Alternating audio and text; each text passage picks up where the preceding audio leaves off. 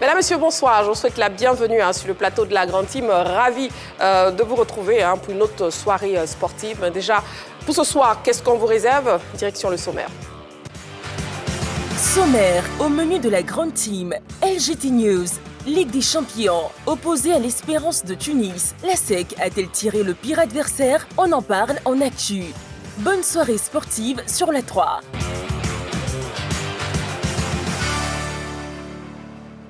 Alors, vous avez la question à LGT que je vous redonne d'ailleurs. Ligue des champions opposée à l'Espérance de Tunis. La SEC a-t-elle tiré le pire adversaire? Donc, vous avez deviné, nous parlerons donc de la SEC Mimosa ce soir. Ce sera le sujet principal de l'actu. Et vous pouvez bien sûr interagir avec nous avec le numéro de téléphone de la 3 que je vous donne, à savoir le 27 21 59 93 99.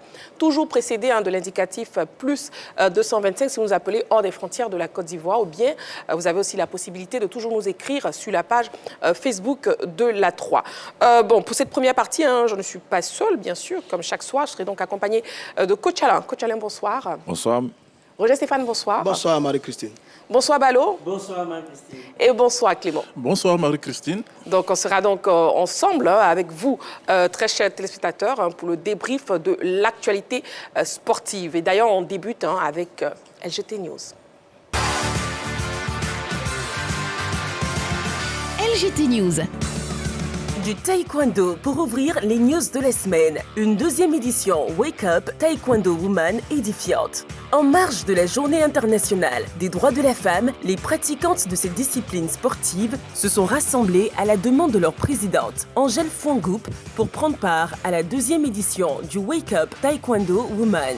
Tenu au CSTKO autour du thème Sport, femmes et développement à travers le taekwondo, ce panel a été édifiant avec l'intervention soutenue des panélistes que sont Diomandé Banassa et Cynthia Kragbe, dont le témoignage a ému toute la salle. Cette cérémonie, qui s'est déroulée en présence du président de la fédération, Jean-Marc Yassé, a été l'occasion pour les femmes de démontrer qu'elles ont toute leur place dans le processus du développement du taekwondo. C'est par un fitness et des démonstrations que la deuxième édition du Wake Up Taekwondo Woman a pris fin avec une projection sur 2025. LGT News. 13e Jeux Africa, Bakayoko Iwa en argent. La Côte d'Ivoire s'est distinguée lors des 13e Jeux africains qui se tiennent actuellement au Ghana. En effet, les deux lutteuses présentes à cette compétition, à savoir Bakayoko Céline chez les moins de 53 kg et Iwa Ami chez les moins de 76 kg, ont remporté les médailles d'argent dans leurs différentes catégories. Le président de la Fédération ivoirienne de lutte, Honoré Alou, n'a pas manqué d'exprimer sa satisfaction. C'est une belle performance pour nos lutteuses qui étaient en lice en lutte libre. Elles pourront se servir de ce capital confiance pour aller compétir en Égypte dans le cadre du tournoi qualificatif pour les Jeux Olympiques de Paris 2024, a-t-il déclaré. LGT News. Football, le trophée présenté aux membres d'honneur. Après le tour des institutions, des partenaires et sponsors, c'était au tour des présidents et membres d'honneur, de même que les ambassadeurs de la Fédération ivoirienne de football, de se voir présenter le trophée de la 34e édition de la Coupe d'Afrique. C'était ce matin dans les locaux de la FIF. René Dibi, Jacques Anouma, Roger Wigna, Adou Dangan, Ginette Ross, Ouattara Bakary et Gadji Seli, ambassadeurs de la FIF, ont reçu les honneurs et la reconnaissance de l'instance fêtière du football ivoirien à travers son premier responsable, Yacine Idriss Diallo. C'est une cérémonie simple de reconnaissance à votre endroit. Reconnaissance de la famille du football pour ce que vous avez fait, pour ce que vous donnez. Et chaque fois que l'occasion nous sera donnée, on vous rendra hommage. Parce que quand on veut bâtir, on doit savoir d'où l'on vient, avant de savoir où l'on va. Et si nous sommes arrivés là, c'est vraiment grâce à vous. Merci, merci, merci beaucoup. LGT News. Cameroun, la FECAFOOT dans le viseur de la CAF. Le Cameroun pourrait se faire exclure de la CAN 2025 et 2027 suite à l'affaire de fraude d'âge qui vise Nathan Douala. En effet, selon une première enquête diligentée par la CAF à travers une révélation du journal Le Monde, Nathan Douala s'appellerait en réalité Alexandre Bardelli. Le joueur de 17 ans, sélectionné chez les Lions indomptables à la faveur de la CAN, serait plutôt âgé de 23 ans minimum. Des faits qui, s'ils sont avérés, pourraient condamner le Cameroun à une exclusion des 2 prochaines CAN.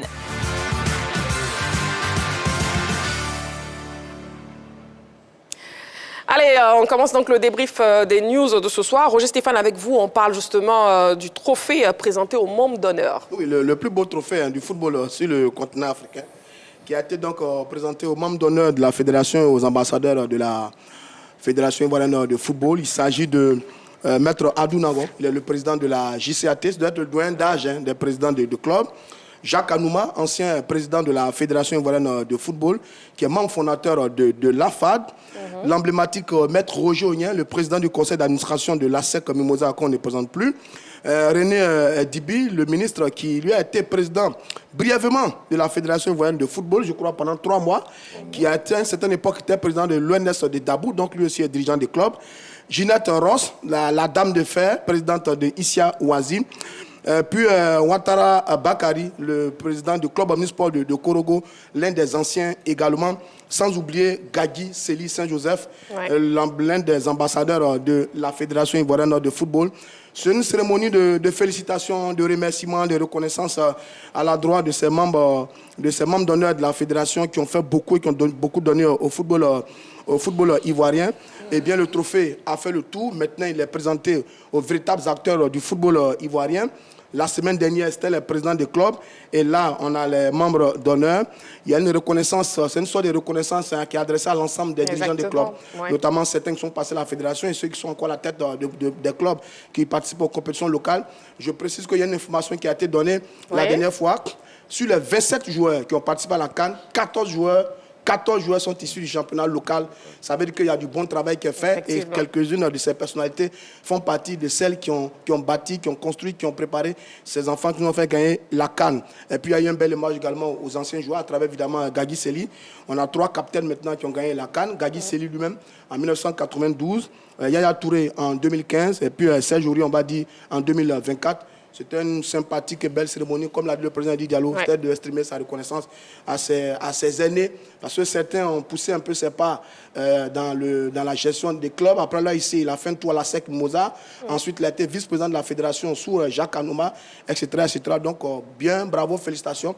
On est content parce que ces personnalités-là font énormément. On fait énormément pour le football local, pour le football voilà en général. Et c'est très bien de leur présenter le trophée. Exactement. Le ministre Dibi aussi, on le note, qui était ministre des Sports à l'époque de Sénégal 92. On poursuit. Et là, direction le Cameroun. Bon, il y a un souci actuellement au Cameroun avec la FECAFOOT qui est dans le viseur de la CAF. Coach Alain, on commence avec vous. Écoutez, aujourd'hui, ça tombe sur le Cameroun, mais il y a beaucoup de pays ici en Afrique où il y a des joueurs qui ont d'autres identités. Et c'est dommage que cette fois-ci, ce soit les pays africains. C'est comme d'habitude, on dit que c'est bien, tu vas voler jusqu'à et puis arriver un jour, tu seras rattrapé. Voilà, aujourd'hui, on a rattrapé le Cameroun. Je pense que les autres pays sont avertis de faire très attention avec les identités des joueurs. Et les joueurs eux-mêmes, il faudrait qu'ils soient sérieux avec les fédérations aussi. Donc, c'est l'histoire de Nathan Douala, âgé de 17 ans, mais on nous dit que son véritable âge, c'est plutôt 23 ans. Ballot. Oui, il faut savoir qu'à part Nathan Douala, il y a 61 personnes, 61 autres joueurs de divers clubs du championnat de première division du Cameroun qui ont été suspendus pour fraude. Il faut savoir que le 17 mars, il y aura les playoffs du championnat camerounais. Eh bien, c'est 61 personnes, ces 61 joueurs ont été suspendus quant à cette future étape du championnat camerounais. Donc c'est une histoire qui a défrayé la chronique au Cameroun durant même la Coupe d'Afrique des Nations parce qu'il a été le plus jeune joueur de la compétition avec ses 17 ans affichés. Il faut savoir aussi que son club s'est prononcé sur la question. Le club a évoqué une erreur. Selon le club, ça a été une erreur. il n'y a pas de double identité pour Nathan Douala. Donc le club réfute complètement cette accusation. Mais en tout cas, on voit bien que la FECAFOOT a pris les devants pour ne pas être sanctionné par la CAF. Ils ont donc suspendu un certain nombre de joueurs pour envoyer un message, pour dire que voilà, ils sont en train de nettoyer le championnat camerounais. Donc c'est une erreur, Balo, c'est-à-dire que Nathan Douala ne s'appellerait pas en réalité Alexandre Bartoli.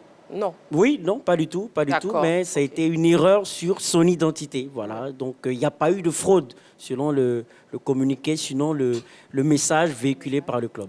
D'accord. Et avec vous, Clément, justement, le Cameroun, si la sanction sort, le Cameroun qui risque d'être exclu de la CAN 2025 et aussi de la CAN 2027. Ah ouais, tout à fait. C'est ce qu'indique le règlement de la Confédération africaine de football. Et si vous sélectionnez un joueur qui a un problème de double identité, voilà, il y a cette peine-là qui vous dit que les 2 prochaines éditions de la CAN, voilà, vous serez suspendu. Je pense que voilà, c'est un mal qui fait tâche quand même au football africain. On sait que le continent africain est réputé pour tout ce qui est double identité, pour tout ce qui est fraude sur l'âge. Balo parle de son club qui aurait réfuté cette question de double identité, mais l'enquête du Monde est en train d'accabler Nathan Douala ou encore Alessandro Bardelli, qui serait son vrai nom, parce que voilà, dans l'enquête, dans les vidéos, on voit automatiquement même les cicatrices sur son œil. On voit également le nom Bardelli qu'il a tatoué sur sa cuisse également. Donc je pense que c'est quelque chose quand même qui va conforter les Européens ou encore les recruteurs européens dans leur position en ce qui concerne tout ce qui est tricherie en termes d'identité, en termes d'âge également. Il y a récemment la vidéo de Ronaldo R9, le phénomène brésilien, qui disait dans une vidéo qu'il a fait le tournoi U17 avec Taribo West, l'ancien capitaine du Nigeria. Et puis, 5 ans après, il retrouve Taribo West à l'Inter de Milan. Et l'âge de Taribo West n'a pas du tout changé. Il avait pratiquement... Non, je pense que c'est quelque chose quand même il faut revoir au niveau de l'Afrique, parce que ça arrêtera plus tard. C'est vrai qu'on parle de Nathan Douala et c'est le gros poisson qu'on a pris, et ça s'interpelle quand même beaucoup de joueurs, beaucoup de nos jeunes frères sur le continent, pour dire qu'il faut faire attention, parce qu'on ne sait jamais ce qui peut arriver. Ça nous dit également ce qu'est quand même cette CAN 2023, parce que Nathan Douala, il était tranquillement dans son coin, il jouait son championnat camerounais, il a décidé d'être sélectionné pour la CAN, et puis beaucoup de bruit. D'abord, même avant la compétition, on le voyait danser, voilà, pour dire que la CAN ivoirienne a eu véritablement de l'impact, a eu véritablement de l'effet également, voilà, qui a révélé aux yeux du monde Nathan Douala, parce que personne ne le connaissait. Même quand vous partez checker sur les plateformes de recherche, il y avait zéro information sur lui, mais il a été révélé par... En tout cas, là, pour l'instant, actuellement, il y a énormément d'informations sur lui. C'est qui fait l'erreur pour que les 2 identités du garçon soient mises sur la place publique. Parce que ce n'est pas un phénomène nouveau. Hein. Ouais, tout à fait. Si vous fouillez dans tous les championnats, dans tous les clubs, la plupart de nos jeunes frères, enfants et footballeurs ont tous de double identité. Il y en a beaucoup. Je me rappelle d'ailleurs qu'il y a un ancien international sénégalais qui avait fait une interview à l'époque et qui avait affirmé clairement que 98 à 99% des footballeurs ont 2 dates de naissance, ont réduit leur âge. Donc c'est un phénomène qui est très courant dans le football africain. Malheureusement, c'est peut-être une erreur administrative qui fait que l'affaire éclate au grand jour. Mais maintenant, j'ai envie de voir la sanction de la CAF, quelle va être la décision de la Confédération africaine de football sur ce dossier. Mais alors, si le Cameroun est sanctionné, sur la sanction que vous donnez là, ça voudrait dire que la CAF devrait pousser un peu plus loin l'enquête pour voir un peu ce qui se passe dans les autres pays, dans les autres fédérations, dans les autres clubs. Parce que ce cas-là, il est légion, ce n'est pas nouveau du tout. Là, c'est une erreur administrative qui dévoile ce garçon. Mais sinon, la plupart des joueurs africains, nous, on en côtoie tout le temps. Je ne vous le cache pas, on en côtoie tout le temps des jeunes frères et qui viennent nous voir. À la réalité, il a 25 ans. Et après, il dit son papa, il a 18 ans. C'est tous les jours. Donc, ce n'est pas un fait nouveau. Maintenant, comment arrêter le phénomène? Je n'en sais rien du tout, parce qu'à l'époque, quand il n'y a pas de formation sur le continent, c'était monnaie courante. Maintenant, il y a la formation sur le continent où on fait des tests de détection à partir d'une catégorie d'âge. Si ça existe encore, ça veut dire que le mal est très très profond. Comment ça va s'arrêter? Je n'en sais rien, mais c'est pas nouveau. Hein. L'effet du Cameroun c'est un petit exemple dans cet univers immense des joueurs qui ont beaucoup d'identité et beaucoup d'âge. Hein. En tout cas, pour l'instant, le Cameroun risque de perdre gros. Oui, vous voulez ajouter quelque chose? Ça va? Non, c'est pour juste dire qu'il y a tellement de joueurs qui aujourd'hui sont dans cette situation-là. Aujourd'hui, si la CAF veut pousser loin, je pense que toutes les sélections africaines seront touchées. Il y a de fortes chances. Il y a de fortes chances, vous l'avez dit en tout cas, messieurs. Donc voilà, c'était le cas donc, du Cameroun avec Nathan Douala et le Cameroun qui risque d'être sanctionné, qui risque d'être exclu de la CAN 2025-2027. Mais pour l'instant, on attend le résultat justement de cette enquête. Nous, on poursuit notre émission et on essaie d'avoir des nouvelles de nos pachydermes à l'international et c'est dans Saga des Pros.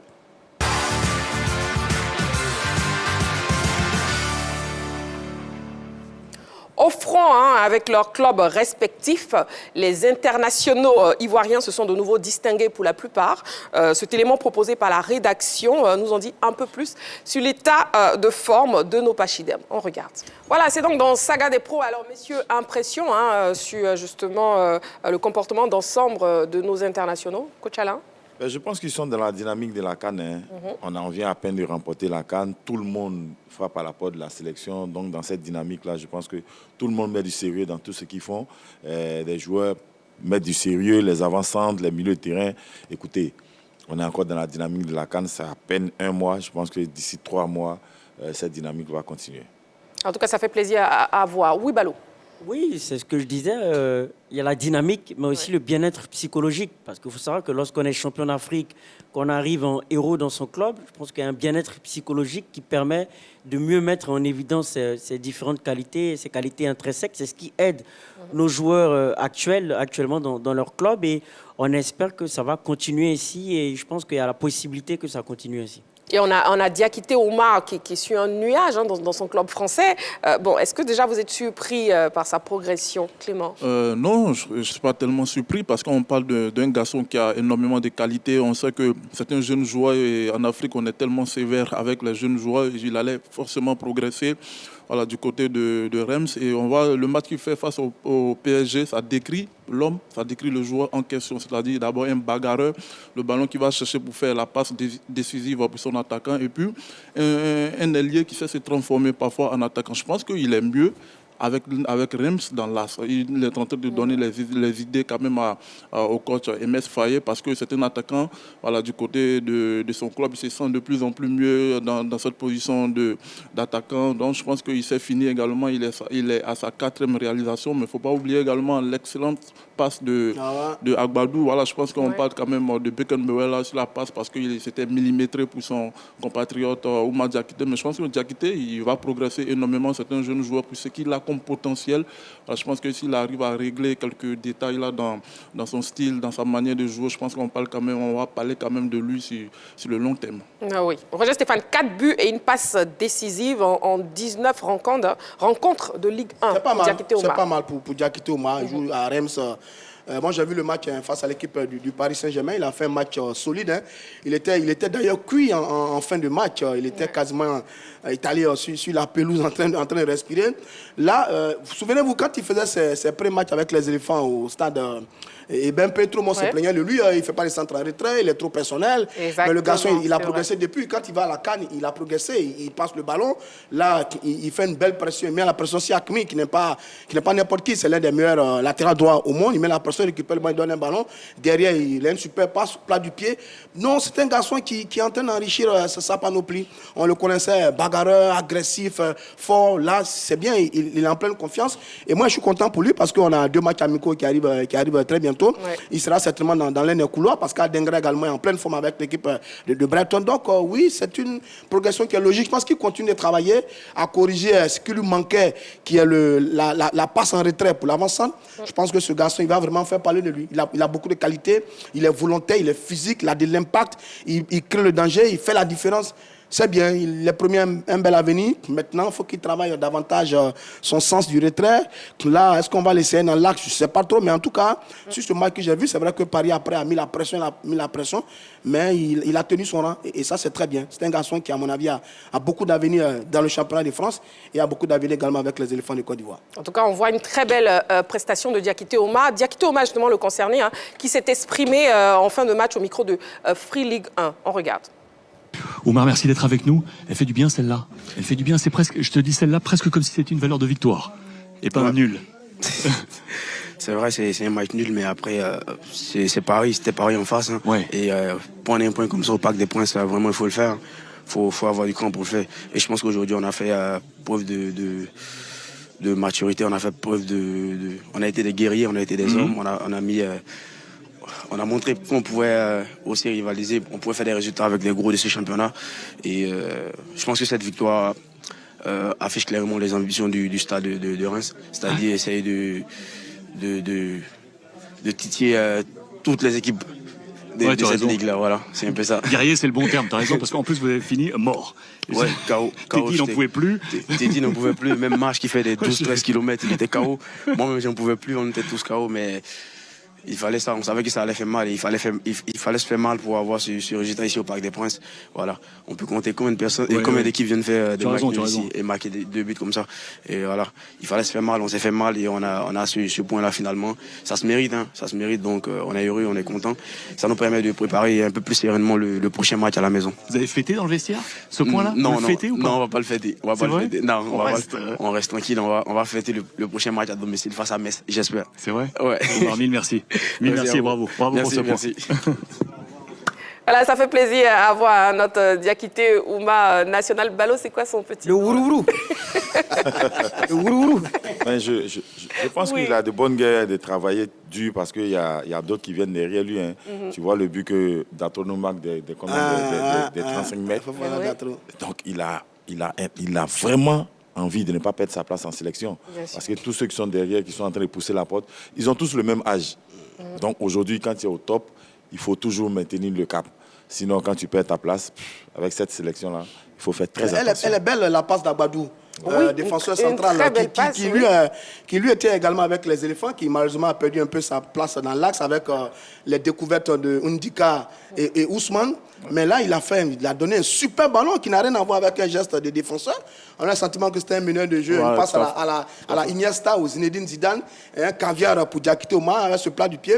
Bravo à Badou. Je suis content de le voir également à ce tel niveau. Parce que lui aussi, il peut avoir sa place avec les éléphants. Il fait partie des garçons qui ont été essayés à plusieurs reprises, qui n'ont pas réussi à s'imposer, mais qui peuvent toujours venir chercher une place avec la sélection nationale. Et on voit aussi le réveil de Nicolas Pepe avec ses performances actuelles, Clément. Ah ouais, tout à fait. C'est ce qu'ont dit les autres tout à l'heure, parce que le football il est d'abord mental. Avant de se servir des pieds, on te dit que si tu n'es pas bien mentalement, voilà, ça sera difficile pour toi d'avoir de bonnes performances. Et lui, avant la CAN, il ne jouait pas beaucoup à cause de ses blessures et autres. Donc il vient à la CAN où il est champion d'Afrique. Et quand tu es champion d'Afrique, mentalement, tu te sens bien. Il y a de l'oxygène au niveau de ton cerveau, au niveau de la confiance également qui va s'accumuler. Donc je pense que son retour en club va lui faire énormément de bien. Et on sait qu'il a beaucoup de qualités. Il était parti pour faire partie des meilleurs joueurs africains pour voir du monde également. Et heureusement que ça n'a pas fonctionné à Arsenal pour lui. Donc il se relance en Turquie. On est heureux de le revoir parce que voilà, il va nous apporter encore avec son pied gauche. Et s'il est en confiance, c'est le Nicolas Pepe capable de bousiller n'importe quelle défense avec sa technique, avec ses entrées à l'intérieur également, avec son formidable pied gauche. Donc nous sommes heureux pour les champions d'Afrique, pour les autres champions d'Afrique également. Et voilà, comme l'a dit le coach également, il y a une belle génération qui arrive derrière. Donc à eux de ne pas baisser en termes de performance pour ne pas se faire chasser par un gamin. En tout cas, le sélectionneur Faye doit être rassuré actuellement par rapport à la relève, n'est-ce pas, Ballot? Oui, sans doute, il doit être très rassuré par rapport à la relève. On a vu le match de Fofana Dartro. Moi-même, j'ai eu à voir le match au-delà de son but. Il a impacté le jeu. Il faut savoir qu'entre West Ham et Burnley, jusqu'à la dernière minute, ça a été très chaud. Et Fofana Dartro a été capable même, dans les dernières minutes, d'aller provoquer ses vis-à-vis, de s'incruster dans la surface de réparation. Donc, il faut savoir que ce qui fait la différence dans une sélection, c'est la différence de profil. Mais lorsqu'on regarde le profil de ces joueurs-là, on constate qu'ils ont à peu près tous le même profil, capable d'aller provoquer en 1 contre 1, capable d'aller en pleine vivacité. Maintenant, ce qui va faire la différence, ce sont les stats, ce sont les performances qui vont permettre à Emers Faye de pouvoir trancher parmi tous ces joueurs qui ont le même profil. Donc, d'où l'importance de briller dans son club. Je voudrais rajouter quelque chose par rapport à Nicolas Pepe. Il y aura une grande différence par rapport à la saison passée. La saison passée, c'est 7 matchs seulement disputés. Cette fois-ci, il est bien parti pour disputer une saison pleine, sauf catastrophe, sauf grande blessure. Donc, il y a quelque chose d'important pour lui qui va se passer cette saison du côté de la Turquie. En tout cas, de très bonnes nouvelles de nos Pachidem, justement, à l'international. Et ça fait plaisir à savoir. Bon, la question LGT de ce soir, je vous redonne. Ligue des champions opposée à l'Espérance de Tunis. La SEC a-t-elle tiré le pire adversaire? On en parlera donc dans quelques petites minutes dans l'actu de ce soir. Le numéro de téléphone de la 3 pour nous joindre qui s'affiche maintenant au bas de l'écran, le 27 21 59 93 99. 27 21 59 93 99. On marque une petite pause et on se retrouve dans quelques secondes. À tout de suite.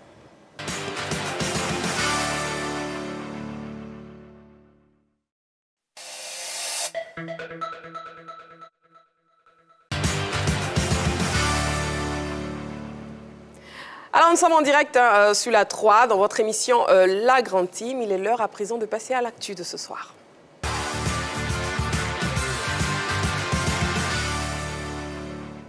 Le téléphone est donc ouvert, le 27 21 59 93 99, 27 21 59 93 99, Ligue des Champions. Opposé à l'Espérance de Tunis, l'ASEC a-t-elle tiré le pire adversaire ?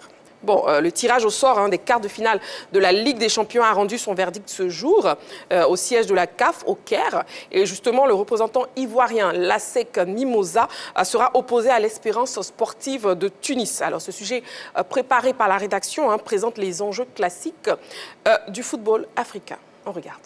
Alors nous ouvrons donc le débat ce soir. Messieurs, déjà à vos panonceaux pour la question LGT. Opposé à l'Espérance de Tunis, l'ASEC a-t-elle tiré le pire adversaire? Alors oui ou non? Oui pour Roger Stéphane, non pour Ballot, non aussi pour Clément. Et oui pour Coach Alain. Coach Alain, pourquoi oui? Quand tu prends les dernières statistiques de l'Espérance de Tunis, je pense que c'est une équipe qui est en train de monter en puissance. Vu les derniers matchs qu'ils ont joués depuis janvier, c'est une équipe en train de monter en puissance. Ils ont déjà des très grands internationaux qui viennent de la CAN, qui viennent du Mondial, tout ça. Et puis ils ont aussi des expatriés, des Brésiliens, tout ça à leur sein. Puis ils ont un entraîneur vraiment tactiquement qui travaille très bien. Aujourd'hui, ce qui m'inquiète un peu du côté de la SEC, c'est qu'en championnat, elle marque un peu le pas. Elle est un peu dominée par toutes les équipes ivoiriennes en Ligue 1. Et puis c'est vrai qu'en Ligue des Champions, elle essaie tant bien que mal de sortir la tête de l'eau. Mais ce qui est dommage, c'est que la SEC vient de vendre son meilleur buteur. Aujourd'hui, après son départ, je me demande, est-ce que cette attaque de la SEC va cacher du feu? Surtout qu'avec en face un bloc vraiment de l'Espérance de Tunis qui nous a montré pendant cette compétition-là, le match aller comme retour, ils n'ont pris que 3 buts dans cette compétition. Déjà, c'est déjà un pas vraiment très important. Et puis avec l'arrivée de Miguel, je pense qu'il y a un travail qui est fait. Alors pour vous, c'est oui, l'ASEC a tiré son... Effectivement, l'ASEC pouvait tirer un autre adversaire, mais pas l'Espérance. D'accord. Bon, pour Clément, c'est non. C'est un non pour moi, et c'est un non pour moi parce que même si le nom Espérance de Tunis et son palmarès sont énormes, je pense que voilà, et on parle quand même d'une formation de l'Espérance de Tunis qui n'est pas aussi souveraine dans cette campagne de Champions League parce que voilà, elle n'a pas terminé première même de sa poule devant la formation de Petro de Luanda. Donc je pense qu'il y a quand même de la place pour l'ASEC Mimosa. Et puis pour moi, c'est pas le pire tirage pour les Mimosa parce que voilà, l'ASEC termine en première position. Donc pour moi, l'ASEC évite le National du Caire et puis le Mamelodi Sundowns qui sont pour moi les épouvantails de cette compétition puisqu'ils sont les deux meilleures équipes africaines du moment. Donc je pense que là, voilà, c'était quand même bien du côté de l'ASEC Mimosa de terminer en première position. Et puis je pense que c'est un adversaire qui réussit quand même à l'ASEC Mimosa depuis le président Chilin Chiboub et puis des joueurs emblématiques tels que Chokri Elouer, le gardien, ou encore Silulu Makaya, des garçons tels que Ali Zitoni. Malgré ça, on a vu que l'ASEC a réussi quand même à battre cette formation de l'Espérance de Tunis. Et les statistiques vont en faveur quand même de l'ASEC Mimosa. En 9 confrontations, il y a eu 5 victoires pour l'ASEC Mimosa,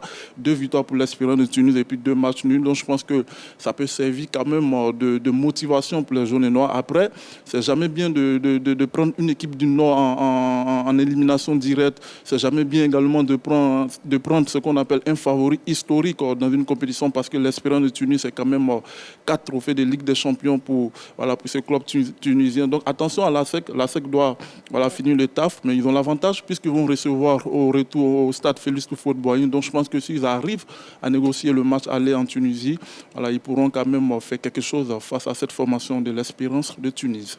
D'accord. Maintenant, finalement, finalement, il nous rejoint. Non, je ne rejoins pas. Yeton Clément est d'accord que, parce que l'Espérance de Tunis, ce n'est pas n'importe qui sur le continent africain. Parce que quand je dis oui, mais pour le produit, il dit il y a pire. Il dit il y a pire pour lui. Même pire, il y a pire autant éviter une équipe comme l'Espérance de Tunis. Parce que moi, je ne veux pas manquer de respect à cet adversaire et le minimiser. L'Espérance de Tunis, quand on parle de Ligue des Champions, c'est une équipe qu'on cite. Quand on parle de Ligue des Champions. Est-ce qu'ils ne sont pas prenables pour la SEC actuellement? Maintenant, quand tu regardes leur parcours, l'Espérance de Tunis, ils ont terminé deuxième du groupe C avec 11 points. Derrière le Petro qui avait 12 points, dans une poule très serrée où il y avait Al-Ali et l'Étoile du Sahel. C'était Al-Hilal du Soudan. Une poule très serrée et ils ont terminé deuxième. D'ailleurs, ils ont fait 2 matchs nuls 0-0 face au Petro, leader de la poule. Donc c'est une équipe qui à mon avis, reste redoutable. C'est vrai qu'il y a longtemps qu'elle a gagné cette Ligue des Champions. Elle en a 4. Donc elle fait partie historiquement des équipes qui dominent cette compétition. En ce moment, elle est leader de son championnat. Ouais. Et donc, avec le vécu, l'expérience de cette équipe dans cette compétition, il faut la respecter. Il faut en avoir peur. Moi, j'aurais vraiment souhaité que la SEC tombe sur notre adversaire, mais en tout cas pas la formation de cette équipe de l'Espérance de Tunis. 32 titres, 15 coupes nationales. Elle a été championne 2020, 2021, 2022. Pas cette année. Sa dernière finale, cette année, il y a eu finale de la coupe en 2023. Donc c'est une équipe qui a encore du rythme, qui est encore dans le jeu. C'est vrai qu'elle n'est plus aussi puissante comme elle a été sous Schlim, mais l'Espérance de Tunis reste l'Espérance de Tunis. Chaque année, c'est 8e de finale, quart de finale de la Ligue des Champions. Cette équipe-là, si on pouvait l'éviter, il aurait été bon de l'éviter. C'est vraiment un adversaire très redoutable qui se présente à l'équipe de la SEC Mimosa. En tout cas, pour vous, c'est le pire adversaire pour l'instant. On a un appelant. On a M. Diomandé Mamadou qui nous appelle de Sipilou. Bonsoir, M. Diomandé. Marie-Christine Begré. Oui, M. Diomandé. Bonsoir, ma belle. Bonsoir, M. Diomandé. Comment vous allez? Bon, tout champion d'Afrique. Oui. Avec Marie-Christine Begré, la 3. Toujours. Je salue le plateau Roja. Salut. Bonsoir, monsieur. Bonsoir. On vous salue tous. Oui, monsieur Diomandé, on vous écoute. Le miracle de la CAN viendra en Ligue des Champions. D'accord. Avec la SEC. Avec la SEC. OK. Et cette Ligue-là, la SEC va gagner en aller et retour. Vous allez voir. Ils vont lire comme ce que a lire le Nigeria face aux éléphants. D'accord. Inch'Allah, on va traverser le mur tunisien. Inch'Allah, la SEC gagne en finale. Maxime. Oui, monsieur Diomandé. Toujours. Toujours. Merci beaucoup. Merci beaucoup. Donc, pour monsieur Diomandé, ce n'est pas le pire adversaire. Et même pour lui, la SEC pourrait remporter ce match face à l'Espérance de Tunis. Oui, Balo. Moi, j'ai dit non. Non, ce n'est pas le pire adversaire sur 2 plans. Déjà, pour savoir si c'est le pire adversaire, on doit parler de l'aspect historique. En plus de l'aspect historique, on va parler de la régularité sur les dernières éditions. Il faut savoir aussi dans ce tirage qu'il y avait les petits poussés d'un côté et il y avait les équipes redoutables de l'autre. Sur les équipes redoutables, on avait les Mamelody Sundowns, on avait le Al-Ali d'Égypte, on avait l'Espérance de Tunis, on a même le tout-puissant Mazembe. Et sur ces 4 équipes, l'équipe qui apparaît comme le pire adversaire, c'est bien le Al-Ali d'Égypte. Sur l'aspect historique, c'est 11 titres de Ligue des Champions. Sur la régularité sur les dernières éditions, c'est 3 victoires sur les 4 dernières éditions. Donc, comparativement à l'Espérance de Tunis qui... Mais Al-Ali déjà qui était dans le même chapeau que la SEC, donc ne pouvait pas rencontrer la SEC. La question est posée sur l'ensemble des chapeaux. Je pense qu'il n'y a pas de précision sur la question LGT. Est-ce que la SEC a tiré le pire adversaire? Donc, on suppose que c'est sur l'ensemble. Non, la question, c'est plutôt sur les probables adversaires. Ouais, sur les probables adversaires. Donc, même sur ce cas-là, je pense que l'Espérance de Tunis, sur sa dernière régularité, sur la régularité sur cette Ligue des Champions, enregistre des résultats en dents de scie. Donc, sur la saison 2019-2020, c'est un quart de finale éliminé par le Zamalek. La saison 2020-2021, demi-finaliste éliminé par le Al-Ali. En quart de finale, en 2021-2022, éliminé par le SC Tif. Et l'année passée, demi-finaliste battu par le Al-Ali d'Égypte. Donc, on constate que cette équipe a été déjà battue par le SC Tif et par le Zamalek 2 fois en quart de finale. Donc, c'est possible de la battre en quart de finale. Maintenant, il faut savoir que, en ce qui concerne les adversaires également qui se présentaient, il y avait le tout-puissant Mazembe, qui reste quand même sur 2 victoires en 2009 et en 2010, qui est une équipe qui présente pas mal en tout cas de bonnes prestations en ce qui concerne la Ligue des champions de la CAF. Donc, lorsque je regarde le pédigré des équipes, pour moi, il y avait pire adversaire à être pour affronter cette équipe de la SEC. D'accord. Justement, coach Alain, pour revenir à cette équipe d'Espérance de Tunis, vous qui trouvez que cette équipe est pire adversaire pour la SEC Mimosa, qu'est-ce qui fait la force de cette équipe? On sait déjà qu'elle domine le championnat. Effectivement, elle domine le championnat, mais c'est l'arrivée de ce technicien portugais-là qui fait la différence.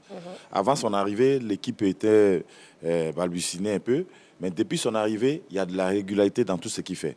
Depuis qu'il est arrivé, tous les matchs, pour lui, sont des finales. Miguel Cardozo. Voilà. Tous les matchs sont des finales parce qu'il a remis la confiance, il a ramené la confiance dans cette équipe. Il a commencé à ramener la confiance au niveau des buteurs. Il a un bloc défensif très solide. C'est ce qui fait vraiment la différence, qu'il ne prend pas assez de buts. Par contre, nous, ici, dans notre bloc défensif, on a vraiment beaucoup de failles. Ça, il faut qu'on dise la vérité. Tout Ivoirien souhaite que la SEC aille très loin. Mais quand en face, il y a un adversaire redoutable, il faut le reconnaître. Il faut reconnaître que c'est un adversaire redoutable. Là, déjà, à l'écran, il s'affiche le classement du championnat de Tunisie, justement avec l'Espérance de Tunis en tête. Oui, avec 9 points, avec le club africain qui lui emboîte le pas, deuxième, 5 points. L'Étoile sportive du Sahel, 4 points, troisième. Le CS Faxien, 3 points, 4e, 5e Stade tunisien, 3 points, et 6e US Monastir avec 3 points. Donc on constate que l'Espérance de Tunis est en tête du championnat, mais on parlait tout à l'heure aussi du pédigré des équipes, les Mamelody Sundowns, dont on n'a pas assez évoqué aussi la régularité en Ligue des Champions. En 2016, vainqueur, et je pense lors de l'avant-dernière édition, finaliste face au Wydad Athletic Club. Donc là encore, il y avait un gros poids qu'on a pu éviter à travers cette équipe de Mamelody Sundowns. Donc moi, je pense qu'on doit s'estimer heureux d'avoir au moins hérité de l'Espérance de Tunis parmi ces groupes. D'accord. Messieurs, je vous propose de voir les confrontations entre l'ASEC Mimosa et justement l'Espérance sportive de Tunis en Ligue des champions de la CAF. On regarde. Donc, l'historique des confrontations entre l'ASEC Mimosa et l'Espérance de Tunis s'articule comme suit. En 1999, en phase de poule, l'Espérance de Tunis bat l'ASEC Mimosa 3-0. L'ASEC Mimosa bat également l'Espérance de Tunis 1-0. Ça a été des matchs en aller-retour. En 2002, lors de la phase de poule, l'Espérance de Tunis bat l'ASEC Mimosa 2-0. L'ASEC Mimosa bat l'Espérance de Tunis 3-1. En 2005, en phase de poule, l'Espérance de Tunis fait un 0-0 face à l'ASEC Mimosa. L'ASEC Mimosa bat l'Espérance de Tunis 1-0. En 2007, lors de la phase de poule, également, l'Espérance de Tunis fait 0-0 face à l'ASEC Mimosa. Et l'ASEC Mimosa bat l'Espérance de Tunis. Donc, on constate que les deux équipes, sur les différents résultats, se tiennent. Il y a l'ASEC qui qui domine nettement. Légèrement, mais est-ce qu'on ne peut pas dire que l'ASEC est favori justement sur ce match? Si on ajoute la rencontre de la Super Coupe d'Afrique où les académiciens vont malmener l'Espérance de Tunis, il y a quand même, moi je pense qu'il y a 5 victoires pour l'ASEC Mimosa en 9 confrontations, et si on ne met pas de légèrement, ça veut dire qu'il y a problème là. Voilà, et Roger Stéphane me reprochait de dire que ce n'est pas le pire adversaire. Je dis que ce n'est pas le pire adversaire parce que l'Espérance de Tunis, même dans sa grande forme, avec ce qu'elle représentait pour le football africain, a échoué face aux académiciens qui sortaient de nulle part. Mais quand on prend les confrontations, la dernière confrontation, c'était en 2007. L'Espérance qui avait un effectif de qualité se présentait face à l'ASEC de Adeno Calais, de Magloire Désiré, du gardien Caboré, de Koné Kouamatien, qui ont été battus ici au stade Félix Houphouët-Boigny. Moi, je pense que c'est un adversaire qui réussit à l'ASEC Mimosa. Donc, je pense que l'ASEC a son mot à dire. Quand tu prends le Petro de Luanda, qui n'est pas une grosse, c'est pas quand même une équipe imbattable sur le continent, qui a été fait 2 matchs nuls avec l'Espérance de Tunis à domicile et à l'extérieur.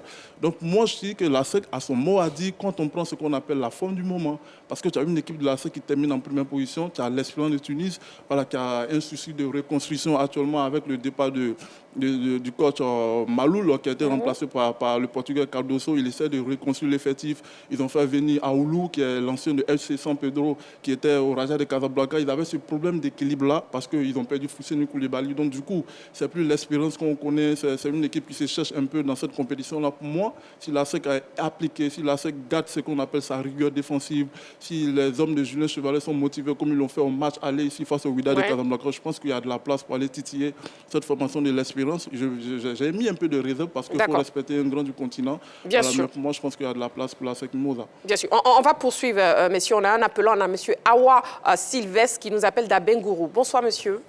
Bonsoir, madame. Comment vous allez? Par la grâce de Dieu, tout va bien. D'accord, ravi alors. Alors, on vous écoute par rapport à la Ligue des Champions, opposée à l'Espérance de Tunis. Est-ce que la SEC a tiré le pire adversaire? Pour moi, non. La SEC n'a pas tiré le pire adversaire parce que à ce niveau de jeu, toutes les équipes se valent. La SEC a été première de sa poule et elle est en quart de finale, tout comme l'Espérance de Tunis qui a été deuxième qui est en quart de finale. Donc toutes les équipes se valent. Quelles que soient les performances de l'Espérance de Tunis, je pense que la SEC peut négocier et s'en sortir facilement. Parce qu'en football, tout peut arriver. Tu peux avoir la meilleure équipe sur place et puis l'équipe qui est en face, dite l'équipe faible, peut te battre. Donc tout est possible en football. On a vu avec la CAN, on a vu beaucoup de surprises. Donc quand on dit l'expérience peut a des qualités, n'oubliez pas aussi que notre entraîneur aussi il est bon. Julien Chevalier, il est bon. Voilà, il est très bon. Donc en face, c'est deux techniciens qui sont très bons. Voilà, la SEC, quand le gars me dit que la défense ivoirienne est un peu faible, je vais dire, la défense de la SEC n'est pas faible, c'est la meilleure actuelle. Moi, je pense que la SEC peut battre la Tunisie, l'Espérance de Tunis. Si elle se donne comme on a l'habitude de le voir. C'est vrai, en championnat, ça tâtonne un peu, mais c'est le football. On ne sait jamais ce qui peut se passer sur le terrain. Donc, je pense que la SEC peut tirer son épingle de jeu en quart de finale et on ira en demi-finale. D'accord, c'est bien noté. Merci beaucoup, monsieur Awa Sylvestre, pour votre participation. Merci beaucoup.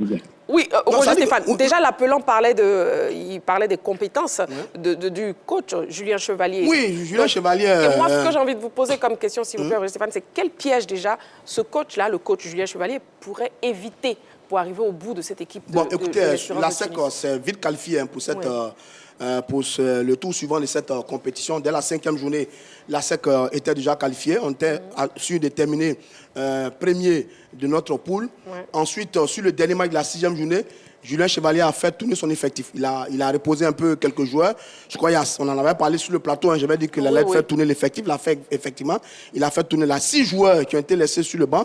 Là, maintenant, l'erreur évitée, c'est qu'il faut revenir dans l'esprit de compétition. On avait baissé un peu, je veux dire, la tension par rapport à le match de la 6e journée face au WAC, qu'on a perdu 1-0. Là, maintenant, il faut tout de suite revenir dans la compétition et se dire qu'attention, c'est un match à élimination directe. Il n'y a plus de calcul à faire. Vous perdez, vous sortez. Deuxièmement, c'est qu'il va peut-être y aller avec son équipe type.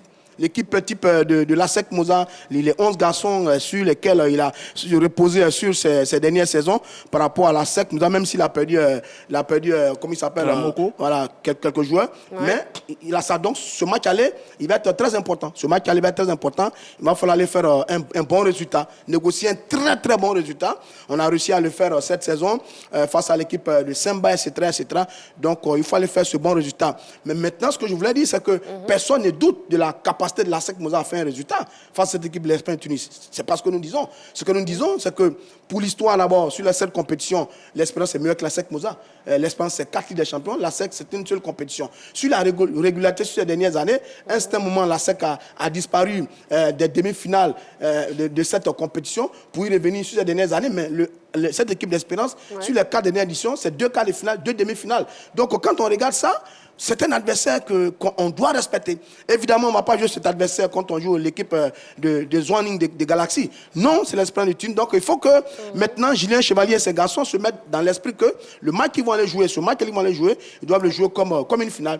Très bien négocié, bien organisé, et dans l'esprit d'une équipe conquérante, à l'image des 2 dernières saisons magnifiques de la SEC Mimosa. Il faut éviter le piège de lever le pied, de jouer un peu avec moins de pression, comme ça a été le cas lors de la 6e journée. Maintenant, pour le reste, l'effectif de la SEC, le coaching de Julien Chevalier, l'environnement de la SEC, oui, la SEC est capable d'aller chercher un bon résultat pour ce match aller. D'accord. Ligue des champions opposée à l'Espérance de Tunis. La SEC a-t-elle tiré le pire adversaire? Déjà, nos reporters étaient cet après-midi au siège du comité national des supporters de la SEC. On regarde. Je pense que le football a ses réalités. Sinon, le club le mieux présenté aujourd'hui, si vous voulez, dans la sous-région, je pense que c'est bien la SEC. On ne peut pas dire que la SEC a déjà eu l'Espérance de Tunis comme son ennemi, non. Mais rien n'est gagné d'avance. Mais je sais que la SEC peut battre l'Espérance de Tunis. La SEC a effectivement tiré son pire adversaire parce que cela ne date pas d'aujourd'hui. Et dans les années 1993, et là, c'est là que j'ai constaté vraiment cela, avec l'arrivée de ces jeunes, ces juniors, ces enfants que je peux nommer ici, Baki Kone, Aruna Dendane, Zezeto. Et ce jour-là, Roger Ognier a vraiment fait un bon choix parce que toute la Côte d'Ivoire ne savait pas, on ne pouvait même pas imaginer que ces enfants de 16 ans, 17 ans pouvaient tenir tête à l'Espérance de Tunis, qui brillait même dans ce temps-là. Je ne pense pas. Bien avant le tirage, moi j'avais opté pour qu'on croise l'Espérance de Tunis parce qu'au vu des phases de poule, l'Espérance de Tunis, c'est vrai, c'est une grande équipe, mais n'a pas donné une bonne impression en termes de qualité de jeu. Et je pense que la SEC n'est pas favori pour ce tirage. Non, je ne pense pas que l'Espérance de Tunis soit le pire adversaire de la SEC Mimosa. Nous avons eu un passé rayonnant avec l'Espérance de Tunis lorsqu'on sait qu'en 1999, les académiciens ont eu une très belle réaction devant l'Espérance de Tunis, ce qui a permis à la SEC de remporter la Super Coupe pour Feu-Boigny. Donc pour moi, l'Espérance de Tunis est une équipe prenable. Il faut que nos joueurs se donnent, se concentrent pour que le match aller soit une réussite, pour que le retour soit une fête. Voilà. La SEC d'Abidjan, c'est le club le plus organisé en Côte d'Ivoire. Et si elle est en face de l'Espérance de Tunis, la SEC peut gagner. La confiance à la SEC d'Abidjan. C'est la meilleure équipe de Côte d'Ivoire actuellement, donc elle peut gagner. Ce n'est pas forcément que l'Espérance de Tunis, la SEC peut passer. Bon, on le voit, les Mimos qui sont très optimistes, n'est-ce pas, Balo? Oui, d'autant plus que si on regarde la compétition de la CAF, le complexe des équipes du Nord, pour moi, semble être derrière nous parce que lors de la Coupe CAF, on a pu battre l'équipe de l'US Monastir, éliminer l'équipe de l'US Monastir. On a su tenir la dragée haute à l'USM Alger. Donc, j'ose espérer, c'est vrai que ce n'est pas le même pédigré avec l'Espérance de Tunis, mais j'ose espérer qu'il n'y ait plus ce complexe des équipes maghrébines pour aller au bout. Et le tirage au sort complet des quarts de finale et des demi-finales de la Ligue des champions de la CAF, le tirage au sort qui va s'afficher maintenant, oui. Oui, donc en ce qui concerne les quarts de finale, pour le premier quart de finale, on aura le Simba Sporting Club face au Al Ahly d'Égypte. Lors du quart de finale 2, Tout-Puissant Mazembe face au Petro Atlético. Quart de finale 3, Espérance de Tunis, ASEC Mimosa. Quart de finale 4, Young Africans face au Mamelodi Sundowns. Allez, les 29 et 30 mars. Retour les 5 et 6 avril. Et pour ce qui est des demi-finales, le vainqueur du troisième quart de finale croise le vainqueur du quart de finale 4. C'est-à-dire, la SEC peut éventuellement croiser soit les Young Africans ou les Mamelodi Sundowns. Et la deuxième demi-finale, le vainqueur du quart de finale 2 croise le vainqueur du quart de finale 1. Là aussi, de belles rencontres en perspective. Le tout-puissant qui peut croiser le Al Ahly d'Égypte. Donc, aller 19 et 20 avril et le retour les 26 et 27 avril. De très belles affiches, en tout cas, à venir. Bonne chance donc aux représentants ivoiriens à la SEC Mimosa. C'est la fin de la grande team de ce soir. Merci beaucoup, messieurs, Coach Alain, Roger Stéphane, Balo et Clément. Merci beaucoup. Merci aussi à vous, très chers téléspectateurs. Bon, on se retrouve demain en direct 20h30 sur la 3. D'ici là, prenez soin de vous et n'oubliez pas, faites toujours du sport.